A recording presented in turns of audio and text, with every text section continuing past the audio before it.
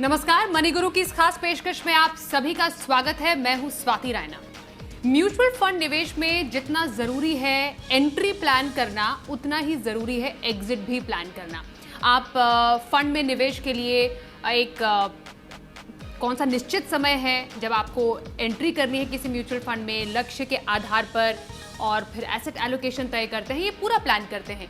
लेकिन कई लोग या कई निवेशक फंड से बहुत हड़बड़ी में निकल के आते हैं। उसके कई कारण हो सकते हैं। मार्केट में उथल पुथल से उनके निवेश में भी उथल पुथल हो जाती है, इसलिए वो फंड से निकलने का फैसला लेते हैं। तो क्या ये सही स्ट्रैटेजी है फंड से निकलने की? फंड से एग्जिट का सही प्लान क्या होना चाहिए? आज इसी पर रहेगी हमारी खास चर्चा। और हमारे साथ खास मेहमान आज है certified financial planner Harshvardhan Rungta. इनसे समझेंगे कि सही तरीका किसी म्यूचुअल फंड से निकलने का क्या हो सकता है। बहुत स्वागत है आपका Harshvardhan. Thank you very much Swati. क्या हम खास चर्चा करेंगे आज हर्षवर्धन के साथ? जरा उसके हाइलाइट्स पर भी एक नजर डाल लेते हैं। आज हम शो में खास तौर पर चर्चा करेंगे किसी फंड से निकलना कब सही है, ये समझेंगे। लंबी अवधि में आपका एग्जिट प्लान कैसा होना चाहिए, एसेट रीबैलेंसिंग की अहमियत हम समझेंगे और कैसे कर सकते हैं ये जानेंगे। और कब फंड से निकलना सही नहीं है ये भी समझेंगे आज के इस शो में।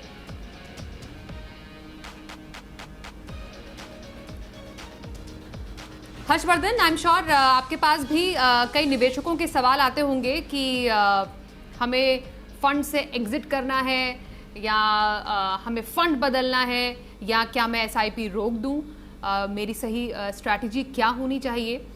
तो ये बहुत ज़्यादा पूछे जाने वाला सवाल होता है निवेशकों के मन में। आई एम श्योर हर्षवर्धन, जो हमारे पास भी आता है आपके पास भी आता होगा कि फंड से निकलने का सही समय और उसके पैमाने क्या होने चाहिए। इसलिए एक एक करके हम आपसे समझना चाहते हैं। पहले उन कुछ पैमानों को आप बता दीजिए, फिर उसमें डिटेल में चर्चा ज़रूर करेंगे कि कौन से 2 या 3 ऐसे पैरामीटर्स हो सकते हैं जिससे हम डिसाइड करें कि हाँ यही तरीका है किसी फंड से एग्जिट करने का। वेल स्वाति, आपने सही कहा कि हम इन्वेस्ट तो कर देते हैं और हर टाइम हम ये बात करते हैं कि हमें इन्वेस्टमेंट करना चाहिए, किस तरीके से करना चाहिए और कैसे उसे लॉन्ग टर्म के लिए रखना चाहिए। लेकिन हर एक निवेशक की लाइफ में एक ऐसा टाइम आता है जब उन्हें एसेट्स को, जो हमारे इन्वेस्टमेंट्स हैं, वो कहीं ना कहीं प्लान करके उसमें से निकलने की भी एक स्ट्रैटेजी बनानी चाहिए। तो वो स्ट्रैटेजी किस चीजों पर डिपेंडेंट है, वो ये हम ब्रॉडली 2 पैरामीटर में देखते हैं। एक है कि आपके एसेट एलोकेशन प्लान आपका क्या है, आपके गोल्स क्या हैं। पहले तो हम उस पैरामीटर पे उसे एक इवैल्यूएट करते हैं और फिर डिसाइड करते हैं कि अभी हमें क्या एक फंड में से निकलने का भी सही टाइम आ गया है कि नहीं। और दूसरा जो पैरामीटर है वो है फंड परफॉर्मेंस की। आप किस स्कीम में इन्वेस्ट करें, कैसे आपका पोर्टफोलियो बना हुआ है, उसमें जो परफॉर्मेंस को इवैल्यूएट करते हुए हम डिसाइड करते हैं कि अभी हम इसे इसमें कंटिन्यू करें कि इसमें से निकल जाए। तो ब्रॉडली स्पीकिंग 2 पैरामीटर्स पे हम इसे इवैल्यूएट करते हैं, तब डिसीजन लेना ज्यादा आसान हो जाता है। ओके, तो कुछ पैरामीटर्स, मतलब स्पेसिफिकली 2 पैरामीटर्स, 2 पैमानों की आपने बात कही, एसेट एलोकेशन और गोल बेस्ड एग्जिट प्लान। हमने इनफैक्ट इसको 3 भागों में डिवाइड किया है थोड़ा और अंडरस्टैंडिंग के लिए। एसेट एलोकेशन एग्जिट प्लान, गोल बेस्ड एग्जिट प्लान कैसा हो, क्योंकि आपस में कनेक्टेड है ये। और आपने बोला फंड का प्रदर्शन। क्या हम गोल बेस्ड एग्जिट प्लान से हर्षवर्धन शुरू कर सकते हैं और आपसे जाने कि जैसा आपने भी बताया अभी कुछ देर पहले कि हम निवेश की नीति अपनी लक्ष्य आधारित तो रखते हैं, तो क्या जो हमारा एग्जिट प्लान है वो भी लक्ष्य से जुड़ा हुआ ही होना चाहिए? ये थोड़ा सा हम गोल बेस्ड एग्जिट प्लान के जरिए आपसे समझेंगे। और अगर हम उदाहरण के तौर पर 2 लक्ष्यों को अगर ले लें, जैसे लंबी अवधि में फॉर एग्जांपल बच्चे की पढ़ाई का लक्ष्य हो गया, जो एक तौर पर एक तरीके से एक फिक्स्ड लॉन्ग टर्म हमारा लक्ष्य होता है, और दूसरा रिटायरमेंट प्लानिंग है जिसमें हम आगे निवेश जारी रख सकते हैं। इन दोनों में ही लॉन्ग टर्म के लिहाज से एग्जिट प्लान में डिफरेंस कैसा होता है एज कंपेयर टू एक दूसरी अवधि के एग्जिट प्लान के मुकाबले? वेल स्वाति, आपने एक बहुत ही अच्छी तरह से इस क्वेश्चन को फ्रेम किया है। मैं आपको बताऊं, ये बहुत जरूरी है। जब आप एक चिल्ड्रंस एजुकेशन के हिसाब से एक लॉन्ग टर्म गोल बनाए हैं और उसके लिए आपको एक एग्जिट प्लान अलग होगा, और रिटायरमेंट के लिए अगर आपने बनाया है तो उसका एक एग्जिट प्लान अलग होगा। हालांकि दोनों लॉन्ग टर्म गोल्स हैं। मैं आपको फर्क बताता हूँ क्या है। मान लीजिए आपने अपने बच्चों की पढ़ाई के हिसाब से 15 साल के लिए आपने इन्वेस्ट किया है और अभी 12 या 13 साल कंप्लीट हो चुके हैं। अब आपका फंड भी अच्छा परफॉर्म कर रहा है, मार्केट भी अच्छा कर रहा है, इसमें कोई दिक्कत नहीं है कि अदरवाइज आप निकलना नहीं चाहेंगे इस पर्टिकुलर पोर्टफोलियो में से। लेकिन क्योंकि आपको अपने बच्चों की पढ़ाई की फीस भरनी है जो डिले नहीं कर सकते। जब आपके बच्चे अंडर ग्रेजुएशन कोर्स के लिए जाएंगे तब उन्हें उसी समय फीस की जरूरत होती है। ये नहीं कि आप नहीं कह सकते अपने बच्चों को कि भाई मार्केट खराब है, मैं 2 साल बाद आपकी आपकी अंडर ग्रेजुएशन कराऊंगा या पोस्ट ग्रेजुएशन कराऊंगा। तो जब ऐसा कोई लक्ष्य होता है चिल्ड्रंस एजुकेशन को लेते हुए, तब आपको 2 साल पहले, जैसे 15 साल बाद आपको चाहिए थे 12 या 13 साल कंप्लीट हो जाए, तब आप धीरे धीरे इक्विटी में से निकलने लग जाते हैं। आप अपना एग्जिट प्लान बना लेते हैं, उसमें से एग्जिट करना शुरू कर देते हैं। क्यों? क्योंकि अगले 2 साल में आपको अपने बच्चों की स्कूल की या कॉलेज की फीस भरनी है जो डिले नहीं कर सकते हैं। अगर आपका फंड अच्छा कर रहा है तो भी आपको उसमें से निकल जाना चाहिए। तो ये तो गोल बेस्ड आपका एक एग्जिट प्लान बनता है। फिर आपका रिटायरमेंट ले लीजिए, ये भी लॉन्ग टर्म गोल है और ये भी मान लीजिए आपका 15 साल आगे था, आपने 12-13 साल कंप्लीट कर लिए। अगर बाकी सारी चीजें ठीक है, मार्केट अच्छा है, आपकी स्कीम अच्छी कर रही है और आपका अभी भी ऐसे आउटलुक लगता है कि मुझे आगे भी इन्वेस्ट करते रहना है, तो सिर्फ क्योंकि 2 साल बाद आपका रिटायरमेंट है, ये जरूरी नहीं है कि आप एग्जिट करने लगे। एसेट एलोकेशन से हम बाद में आएंगे क्योंकि आपने गोल्ड की पहले बात की है। तो रिटायरमेंट इसके लिए हम एग्जिट करना इतना जरूरी नहीं बनता है, क्योंकि रिटायरमेंट के टाइम पे आपको सारी जो रकम है वो एक साथ जरूरत नहीं पड़ती। आप उसमें बने रह सकते हैं और आपको जितना जरूरत होती है आप रिटायरमेंट टाइम में 1, 2 या 3 साल का निकालते हैं और बाकी आप बने रह सकते हैं ताकि आपके आगे जाके भी आपके पास कंपाउंडिंग का बेनिफिट मिलता रहे। तो स्ट्रिक्टली स्पीकिंग आपका गोल किस तरह का होता है उस पर भी डिपेंड करता है आपके एग्जिट प्लान में। जैसे मैंने बताया चिल्ड्रंस एजुकेशन चॉइस नहीं होती, तो आपको एग्जिट प्लान बाकी सब ठीक होते के बावजूद आपको निकलना होगा। और अगर कोई और दूसरा गोल है जो आप पोस्टपोन कर सकते हैं, डिले कर सकते हैं, तो उसके लिए आप एग्जिट प्लान आपकी स्ट्रेटेजी अलग होगी। तो आपने बहुत ही आसान ढंग से हर्षवर्धन इसे समझाया है कि एक हमारे फिक्स लॉन्ग टर्म प्लान्स होते हैं, मतलब हमें 15 साल के बाद बच्चे की पढ़ाई के लिए पैसों की ज़रूरत पड़ेगी ही पड़ेगी, इसलिए हम उस लक्ष्य के साथ ज़्यादा छेड़छाड़ नहीं कर सकते हैं एज़ कम्पेयर टू हमारे रिटायरमेंट प्लान, जिसमें हमें बहुत ज़्यादा कंपल्शन नहीं है फॉर एग्जाम्पल इक्विटी से डेट में शिफ्ट करने की, ट्रांसफ़र करने की। बेसिकली हम ट्रांसफ़र प्लान की बात कर रहे हैं जो कि एग्जिट प्लान से भी ज़्यादा यहाँ पर इम्पॉर्टेंट है जब हम लॉन्ग टर्म गोल्स की बात करते हैं। इसमें एक बात थोड़ा बताइए हर्षवर्धन, जैसे हमारे छोटी अवधि के गोल्स होते हैं, जैसे मंथली कुछ हमारे खर्चे हैं, हमने अगले 6 महीने तक प्लान कर लिया, हमें रेंट पे करना है या इमीडिएटली जो बच्चों की महीने भर की स्कूल फीस होती है, वेकेशन पर जाना है। तो इन शॉर्ट टर्म लक्ष्य के लिए ट्रांसफ़र प्लान तो माफ़ कीजिए एग्जिट प्लान तो काम करता है। क्या इस वाले गोल को हम माने हमारा एक गोल शॉर्ट टर्म पूरा हो गया है, उसी म्यूचुअल फंड में या उसी फंड में हम दूसरे लक्ष्य में आगे कंटिन्यू करें, ये एक सही स्ट्रैटेजी हो सकती है rather than exiting that fund all together? जी हाँ, एब्सोल्युटली राइट स्वाति। इनफैक्ट जब हम छोटी अवधि के गोल्स की बात करते हैं तो छोटी छोटी रकम होती है और मल्टीपल गोल्स होते हैं। जैसे आपने कहा कि रिटायर रेंट की पेमेंट्स हैं आपकी, जो हॉलीडेज की हो सकती हैं, तो छोटी छोटी रिक्वायरमेंट्स होती हैं और छोटे छोटे नंबर ऑफ गोल्स ज्यादा होते हैं। तो हर एक गोल के लिए आप एक अलग स्कीम नहीं लेते हैं, आप एक पूल बनाते हैं, एक इन्वेस्टमेंट का एक पूल बनाते हैं। आपने मान लीजिए शॉर्ट टर्म डेट फंड ले रखा है, आपने फिक्स डिपॉजिट ले रखा है, जो भी प्रोडक्ट आपने ले रखा है उन्हीं में आप कंटिन्यू कर सकते हैं। आपने आपका जो टोटल कॉर्पस इकट्ठा हो गया, मान लीजिए 1 लाख रुपए हो गए, आपको 50,000 रुपए चाहिए, उसमें से निकाल लीजिए, बाकी के उसमें रहने दीजिए और उसी में और टॉपअप भी कर सकते हैं आप। तो अलग अलग शॉर्ट टर्म गोल्स के लिए आप अलग अलग स्कीम्स नहीं लेते हैं, तो एक कंबाइंड पूल में से ही आप कंटिन्यू भी करें, जितनी रकम चाहिए उतनी उसमें से निकाल के रहें। बिल्कुल। तो यहाँ पर एक हमने एक प्लान समझ लिया, गोल बेस्ड एग्जिट प्लान होता है वो कैसा होना चाहिए जब आपके मन में ये सवाल आने लगे कि क्या मुझे किसी फंड से निकलना चाहिए या मुझे एसआईपी रोकनी है या मुझे फिलहाल अभी निवेश को आगे बढ़ाना नहीं है। तो आप एक गोल बेस्ड स्ट्रैटेजी अपने लिए ज़रूर अपनाएं, जिससे आपको काफ़ी हद तक क्लैरिटी मिल जाएगी।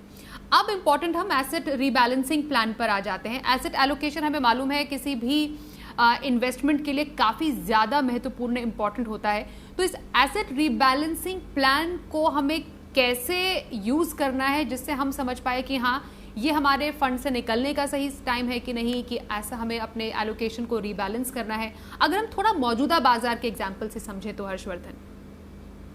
सो सेकंड पैरामीटर स्वाति ये है, जैसे आपने कहा कि एसेट एलोकेशन प्लान को इम्प्लीमेंट करना और उसके ऊपर कायम रहना।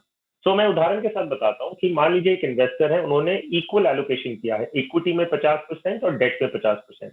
तो उन्होंने एक लाख रुपए का एग्जाम्पल लेते हैं, तो आपने 1 लाख रुपए जमा किए हैं, 50,000 आपने इक्विटी में डाला था, 50,000 डेट में डाला था। एक साल बाद मान लीजिए इक्विटी में 20% आपको ग्रोथ मिली है और डेट में 5% का ग्रोथ हुआ है। तो जो इक्विटी का 50,000 रुपया था वो आपका बन गया 60,000 रुपीज, और जो डेट में आपने 50,000 रुपया डाला था वो बन गया 52,500 रुपीज। तो अगर हम टोटल कॉम्बिनेशन देखें, जो आपने 1 लाख रुपए डाले थे उसका अब बढ़ के इक्विटी 20% बढ़ा है और डेट आपका 5% बढ़ा है। तो ये जो एंड में जो इक्विटी एलोकेशन हो गया वो अभी 50% की जगह 54% हो गया है, और डेट का जो एलोकेशन था वो 46% पे आ गया है। तो अब आपका एक रीबैलेंसिंग का काम बनता है, जिसमें आप इक्विटी में से 4% एग्जिट करेंगे और डेट में आप 4% बढ़ाएंगे, ताकि आपका इक्विटी और डेट का जो एलोकेशन एक साल बाद भी है वो 50-50% पे रहे। तो ये एक अलग एक पैरामीटर है जिसके बेसिस पे आपको अपने एग्जिस्टिंग फंड्स में से एग्जिट की स्ट्रैटेजी बनानी चाहिए, और उसी हिसाब से डेट में या इधर वाइसा वर्सा, अगर मान लीजिए इक्विटी गिर गया है तो आप डेट में से निकल के इक्विटी में इन्वेस्ट करेंगे। तो ये जो स्ट्रैटेजी होती है, ये buy low and sell high की जो फिलोसफी होती है उसको फुलफिल करता है। तो ये एक दूसरा पैरामीटर है जिसको आपको ध्यान में रखना है और अपनी एग्जिट की स्ट्रैटेजी बनानी है। अब इस एसेट एलोकेशन को हमें कब कब बदलना चाहिए? पोर्टफोलियो रीबैलेंसिंग कब और कितनी बार करनी चाहिए? ये भी एक सवाल इससे उठता है हर्षवर्धन। कई लोग कहते हैं कि जब जब मार्केट में कुछ बदलाव होते हैं तब हम रीबैलेंसिंग कर लें, या लग रहा है कि काफ़ी ज़्यादा हमारे पोर्टफोलियो में तो रिटर्न नहीं आ रहा है तो तब रीबैलेंसिंग कर ले। तो सही तरीका रीबैलेंसिंग का होना क्या चाहिए, कब करें और कितना करें? तो देखिए, इसमें आइडियली आप अगर साल में एक बार करें तो काफी है, क्योंकि हम इतना एक्टिवली भी हमारे पोर्टफोलियो को ट्रैक और मॉनिटर नहीं करना चाहते। अगर एक कोई निवेशक है, वो अलग फील्ड में काम करते हैं, अगर आप इन्वेस्टमेंट्स को रोज देखने लगे और हर महीने, हर 3 महीने से या 6 महीने से उसमें चेंजेस करने लगेंगे, तो ये आइडियल नहीं है। आइडियल और प्रैक्टिकल जो टाइम होराइजन है इस पर्टिकुलर चीज को करने का, वो आई थिंक जो इंटरवल्स हैं वो एक साल के में करें तो आई थिंक डिसेंट इनफ। बाकी ऑफ कोर्स अगर मार्केट में बहुत ही अगर तेजी अचानक आ गई या मार्केट गिर गया, मान लीजिए एक बहुत बड़ा क्रैश है, जैसे मार्च 2020 में जब कोविड की रिलेटेड जो लॉकडाउन आए थे, मार्केट अचानक 40% गिर गया, तो ऑब्वियसली आप उसमें उसका फायदा लेना चाहेंगे और आप रीबैलेंसिंग कर सकते हैं। लेकिन आइडियली एक साल में अगर करें तो काफी है। ओके, तो एक फंड से निकलने की एग्जिट स्ट्रैटेजी दो हमने प्लान समझे। गोल बेस्ड एग्जिट प्लान मतलब लक्ष्य के करीब, तो आप डेफिनेटली आपका लक्ष्य पूरा हो गया तो आपको उस फंड में रहने की अनिवार्यता नहीं है। दूसरा, आपका जो एसेट एलोकेशन में अगर कुछ बदलाव हुआ है तब आप अपने इक्विटी और डेट के बैलेंस को मेंटेन रखने के लिए इक्विटी में से डेट में, इक्विटी बेचकर डेट में जा सकते हैं या वाइस वर्सा। ये आप अपने एसेट रीबैलेंसिंग को आगे बढ़ा सकते हैं और तब फंड में से निकलने की रणनीति सेट कर सकते हैं। अब फंड बेस्ड प्लान क्या है, कैसे फंड के परफॉर्मेंस के आधार पर आपको अपनी एग्जिट प्लान को बेस करना है, इस पर भी चर्चा करेंगे थोड़ी देर में। देखते रहिए मनी गुरु।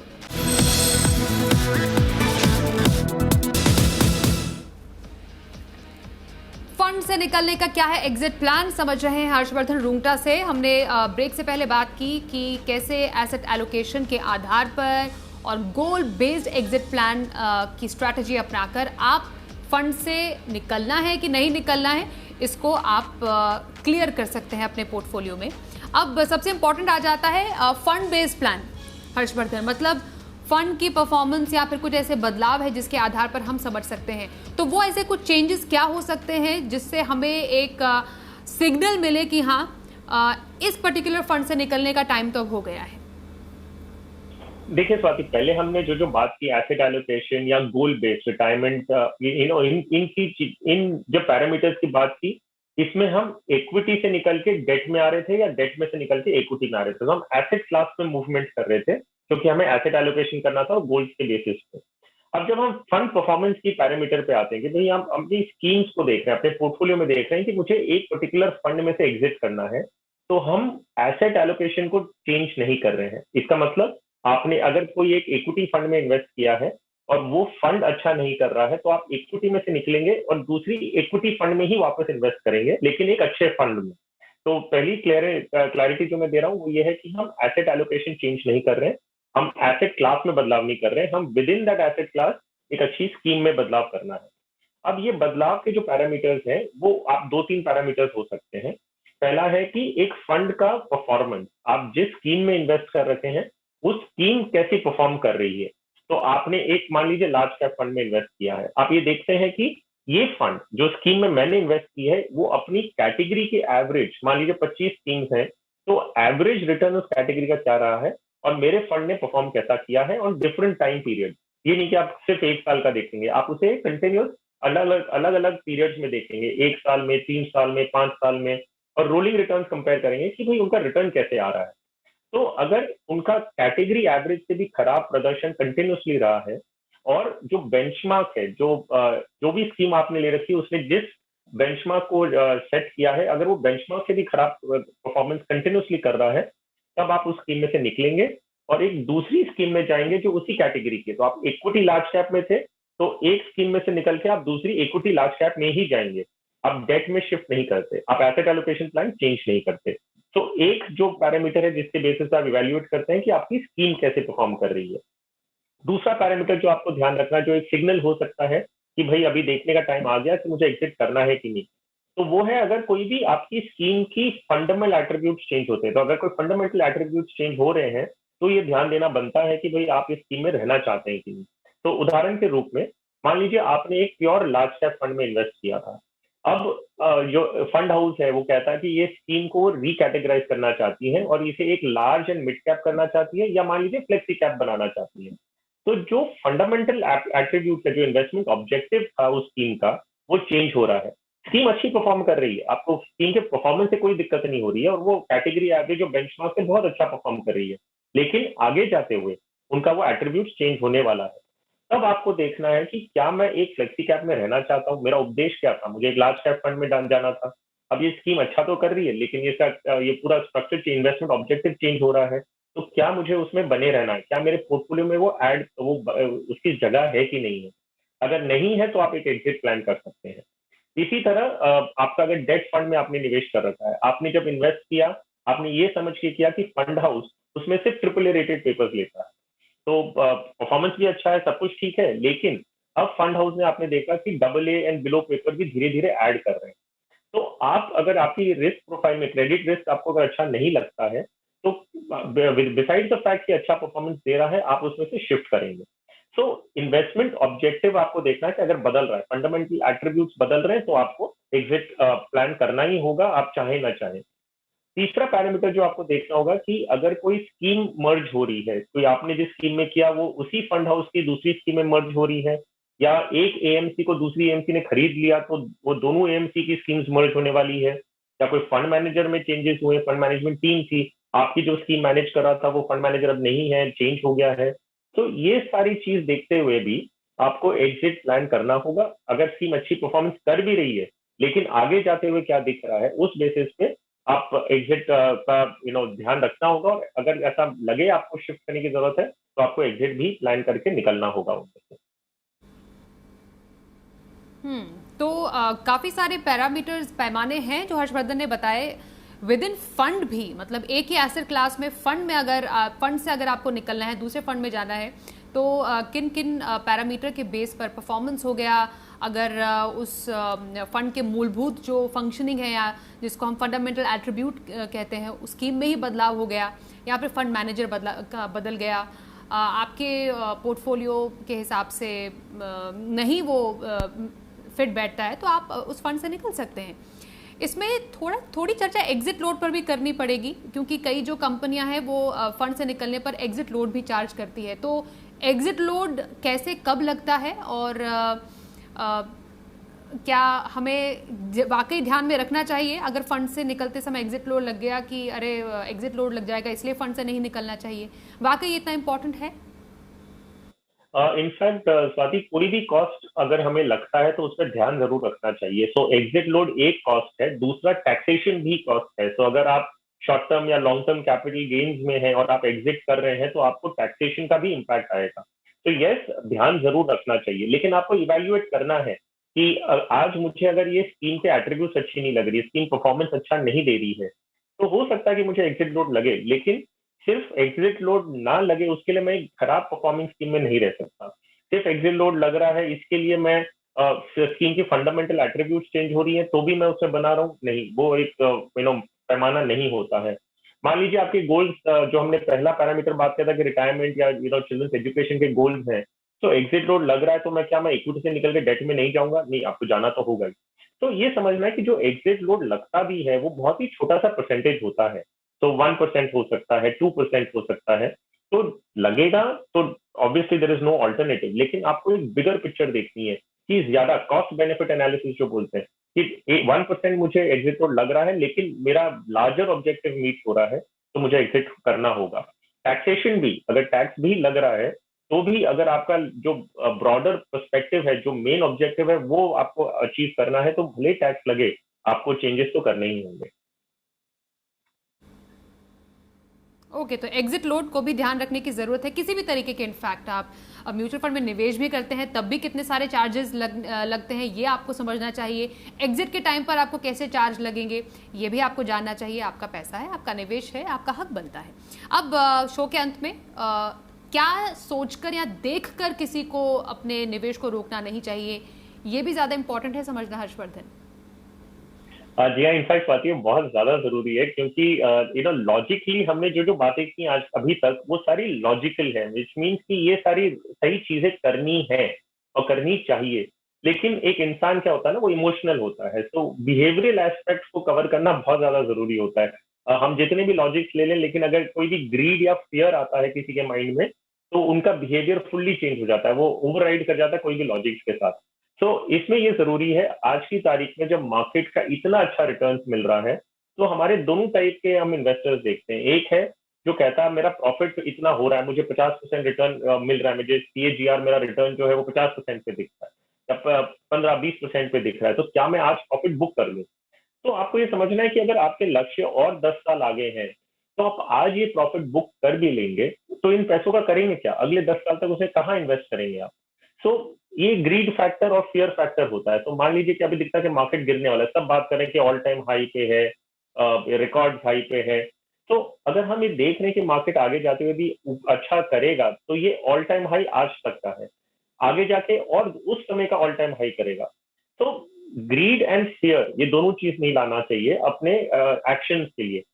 ग्रीड ये होता है कि मार्केट ने पिछले पिछले एक साल में 80% रिटर्न दिया है, 100% रिटर्न दिया, डबल हो गया मार्केट, तो मुझे आगे भी इतना ही रिटर्न मिलेगा बोल के हम और इन्वेस्टमेंट करना शुरू करते हैं। तो any action which is driven by grid and fear आपका गलत ही जाएगा। तो लॉजिकली आप जो जो पैरामीटर्स हमने पहले बात की उस पर इवेल्युएट करिए क्या आपको इन्वेस्टमेंट करना है या नहीं करना है। Purely based on market level अगर आप कोई भी डिसीजन ले रहे हैं, आपके गोल्स को और बाकी जो पैरामीटर्स को, एसेट एलोकेशन और सबको अगर नजरअंदाज करके सिर्फ मार्केट लेवल्स को देख के अगर आप इन्वेस्टमेंट या रिडेम्पशन कर रहे हैं तो ये गलत हो सकता है। बिल्कुल। तो बेसिकली बाजार को टाइम करने की कोशिश ना करें, ये काफ़ी ज़्यादा इम्पॉर्टेंट है तमाम निवेशकों के लिए। निवेश बस जारी रहना चाहिए रिस्पेक्टिव की बाजार की चाल कैसी है। गोल से अपने गोल बेस्ड प्लानिंग रखें, एसेट एलोकेशन को थोड़ा सा मैनेज करें, उसके बाद किसी भी टेंशन की बात नहीं है। हाँ, फंड से निकलना है तो उसका प्रदर्शन ठीक नहीं चल रहा है कंपैरिजन में, तो वो एक पैमाना हो सकता है। बहुत शुक्रिया हर्षवर्धन, आपने हमारे साथ इन तमाम बारीकियों को आज हमारे तमाम सहयोगी, हमारे तमाम जितने भी दर्शक अभी देख रहे हैं उनको बताया। तो मनी गुरु में आज के लिए बस इतना ही। वक्त एक छोटे से ब्रेक का हो गया है, पर खबरों का सिलसिला जारी रहेगा। जी बिजनेस देखते रहिए।